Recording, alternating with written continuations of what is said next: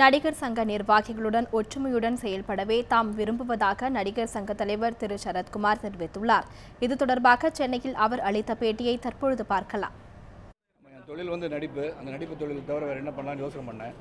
தயாரிப்பு பண்ணிகிட்டு இருக்கோம், படம் எடுத்துகிட்டு இருக்கோம், மாறி படம், இது நம்ம மாமுச்சன் படம் எடுத்துகிட்டு இருக்கோம். So depends what I have to to இந்த ஃபியூச்சர் அது பண்ண போய் டிசைட் பண்ணி சொல்கிறேன். அதான் சொல்லுங்கள். அது இருக்கா நடிகர் சங்கத்தை தவிர வேறு எதுவும் கேளுங்க பாஸ். நடிகர் சங்கம் உலகத்தை மாற்ற போகிறதில்ல. இல்லை, அது ஒரு சின்ன சங்கம், 3000 மெம்பர்ஸ் இருக்காங்க. அதை தேர்தல் முடிஞ்ச பிறகு நான் பேசுகிறேன். வேறு எதுவும் இருக்கா? இளைஞர்கள் வழி விடுறது நிச்சயமாக நல்ல சம்பவம் தான். என்னை பொறுத்தவரை 2013 2014 நடிகர் சங்கம் தான் தலைவராக நிற்க மாட்டேன்னு சொன்னேன். இது மறுபடியும் இந்த பத்திரிகைலாம் நீங்கள் படிக்காதனால உங்களுக்கு தெரிய மாட்டேங்குது. நான் பல தடவை சொல்லிட்டேன், இதே கேள்விக்கு பல தடவை பதில் சொல்லிட்டேன். அதில் நான் விலகிறேன்னு சொன்ன பிறகு நீங்கள் ஏற்கனவே கடனை அடைக்கிறதுக்கு நீங்கள் தான் முக்கிய பங்கு இருந்தீங்க. அதே மாதிரி இந்த பில்டிங் கட்டி கொடுத்த பிறகு நீங்கள் போங்கன்னு சொன்னாங்க. இது கட்டுறதுக்கான முயற்சி எடுக்கும்போது தான் வழக்கு தொடர்ந்தாங்க. வழக்கு தொடர்ந்து கட்டிடம் கட்ட முடியாமல் நிற்கிது. அது எப்படி கேஸ் முடியும். கேஸ் முடியாட்டி கூட பழைய கட்டிடம் திருப்பி கட்டி கொடுத்துருவோம்.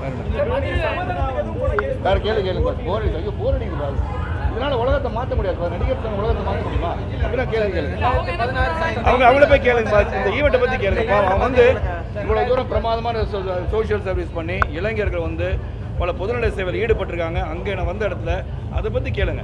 வருங்காலத்தில் 2020 அதிகமான இளைஞர்களோட நாடு இந்தியான்னு இருக்கும்போது இந்த மாதிரி இளைஞர்கள் ஆக்கப்பூர்வமான பணியில் ஈடுபட்டு அவங்களுடைய டேலண்ட்டை வெளிப்படுத்தியிருக்காங்க. அதை பார்க்க ரொம்ப மகிழ்ச்சி, ரொம்ப சந்தோஷம். அதான் முக்கியம் நாட்டுக்கு. அதான் ரொம்ப ரொம்ப முக்கியம்.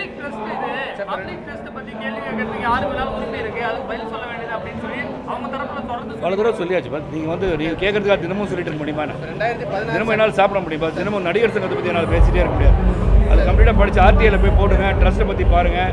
நடிகர் சங்கம் சாராம்சம் எடுத்து படித்து பாருங்கள். இது இந்த கேள்விக்கு என்னென்னா, நடிகர் சங்கம் சகோதரத்துவம் வர்க்கம் இருக்கிற ஒரு அமைப்பு. அந்த அமைப்பு அப்படியே இருக்கணும்னு நினைக்கிறேன் நான். திருப்பி அதே பேசி அவங்க பதில் சொல்கிறது உங்களுக்கு